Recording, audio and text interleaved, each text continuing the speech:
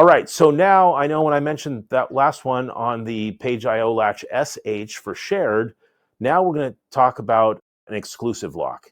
And here we're going to look at LCK underscore M underscore X, where the X implies that's exclusive.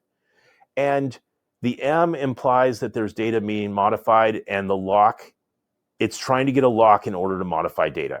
Now, this occurs when a process waits for a lock to modify data, blocking others.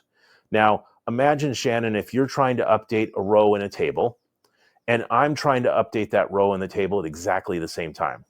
And then to make it worse, we've got 75 other people out there trying to update that same row in the table, or even the same table, close to it, depending on how the locking occurs there. And what's going to happen is the first person in is going to get their exclusive lock, and let's say that's you updating the table. And then I'm going to try and update it, and I'm going to be stuck waiting, trying to get my exclusive lock to change that table until you're done doing your update. Now, how long is that lock held? Well, it's held for the duration of a transaction. So if you're in a transaction that's looping and maybe running for 5 minutes, that's a bad move to begin with. But if you were, you're going to hold that lock until the transaction is rolled back or committed at the end.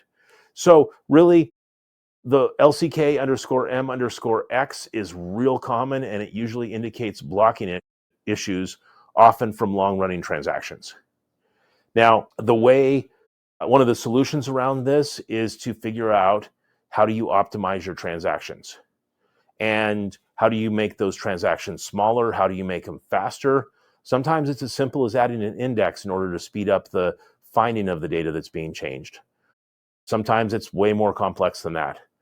One of the things with SQL Server you can look at is read committed snapshot isolation level.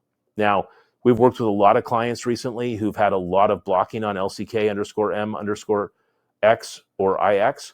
And in those cases, we moved a couple of them to read committed snapshot isolation level. And what that does is it keeps a version store in tempdb, and it makes it so that people changing the database will be blocking each other, but people reading the database will not be blocked by any of those blocks that way. This one's kind of funny because we had just talked about, Steve, that, both of us needed to renew our licenses, and this wait type sounds a lot like the line at the DMV where everybody's just kind of waiting for one person.